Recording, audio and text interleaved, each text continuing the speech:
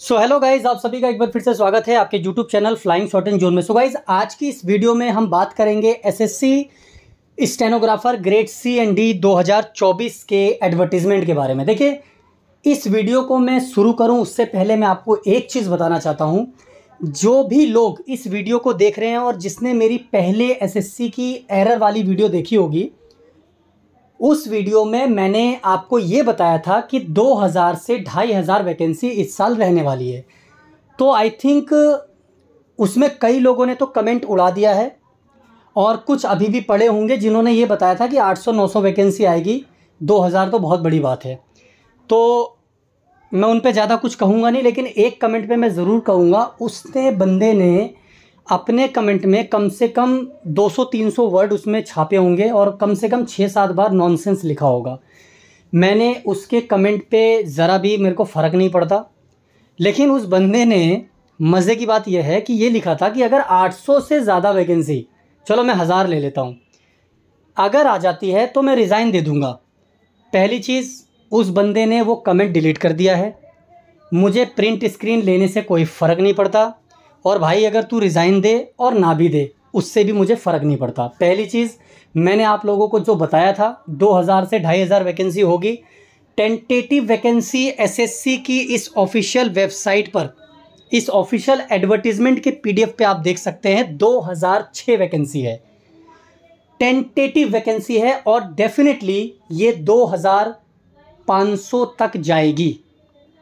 ठीक है, चलिए इन सभी चीज़ों को इग्नोर करते हैं और डिटेल में जानते हैं कि इस एडवर्टीज़मेंट में आखिर क्या है। तो देखिए, आज से इसका जो ऑनलाइन एप्लीकेशन है वो स्टार्ट हो रहा है और आपकी जो लास्ट डेट है वो 17 अगस्त है।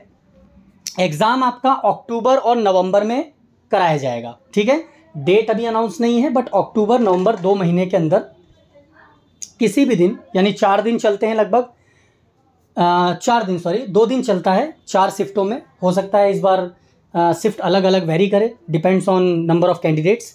तो अक्टूबर नवंबर में आपका एग्ज़ाम होगा।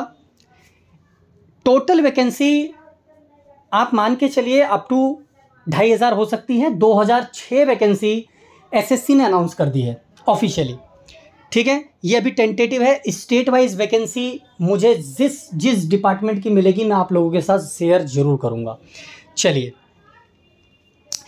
देखिए, जैसा कि आप जानते हैं कि ग्रेड सी के लिए 30 साल की एज होती है, 18 से 30 साल, और ग्रेड डी के लिए जो आपकी एज है वो लिमिट होती है 27 साल। बाकी एज रिलैक्सेशन जो कैटेगरी वाइज है या डिपार्टमेंटल कैंडिडेट्स होते हैं उनका अलग अलग है।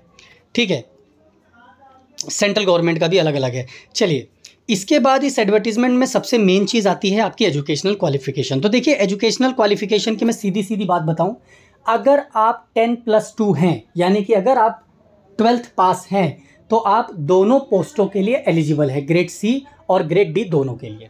ठीक है, इसके अलावा ऑनलाइन एप्लीकेशन है, जैसा कि आप सभी जानते हैं। चलिए, अब लास्ट है आपका इसमें मोड ऑफ सिलेक्शन, यानी कि आपको क्या क्या और कैसे कैसे देना है। देखिए, मैं ज़्यादा इस पीडीएफ में डिटेल में नहीं जाऊँगा, ज़्यादातर लोग इस एडवर्टीज़मेंट के बारे में जानते हैं। ठीक है, तो मैं मोटे मोटे तौर पे बताता हूँ। देखिए, आपका 2 ही स्टेप होता है इसमें, 2 ही स्टेज होती है। पहली आपकी रिटन टेस्ट जो कंप्यूटर बेस्ड होती है, और दूसरा आपका स्किल टेस्ट। पहला जो आपका कंप्यूटर बेस्ड टेस्ट है उसमें 3 सेक्शन है आपके। 100 नंबर की इंग्लिश है जिसके 100 क्वेश्चन होंगे। जीए यानी कि जनरल अवेयरनेस के 50 क्वेश्चन 50 नंबर के, और 50 नंबर की आपकी रीजनिंग आती है जो 50 क्वेश्चन होते हैं। तो टोटल आपका 200 मार्क्स का होता है। आजकल मेरिट थोड़ी सी हाई जा रही है क्योंकि कंपटीशन अच्छा खासा हो गया है। तो ये आपका 200 नंबर का होगा। जो भी कट ऑफ को क्वालिफाई करता है, जो एसएससी अपने स्टैंडर्ड के हिसाब से रखती है, ठीक है, उनको स्किल टेस्ट के लिए बुलाया जाता है। सिलेबस आप देख लीजिएगा। स्किल टेस्ट आपका 2 ही क्राइटेरिया पे होता है। ग्रेड डी से अगर आप देते हैं तो 80 वर्ड पर मिनट, यानी कि 10 मिनट की डिक्टेशन आपको 800 वर्ड डिक्टेट करनी होगी।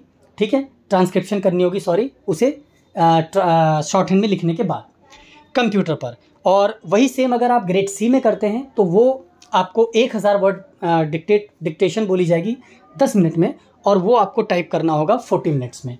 ठीक है, अगर आप हिंदी से हैं तो आपको 55 मिनट्स दिए जाएंगे। इसके अलावा इसमें सबसे इम्पॉर्टेंट चीज़ है एरर। देखिए, अगर आप ग्रेड डी से हैं तो जनरल कैटेगरी के लिए 7% तक की एरर छूट है, और रिजर्व कैटेगरीज जितनी भी हैं इंक्लूडिंग EWS उनके लिए 10% है। और अगर आप ग्रेड सी के लिए स्किल देते हैं तो आपको 5% की छूट है UR में, और जितनी भी रिजर्व कैटेगरीज है इंक्लूडिंग EWS उनको 7% तक की एरर की छूट है ग्रेड सी के लिए। देखिए, बाकी इसकी इम्पॉर्टेंट चीज़ ये है कि एरर किस तरीके से एवेल्यूएट होती है।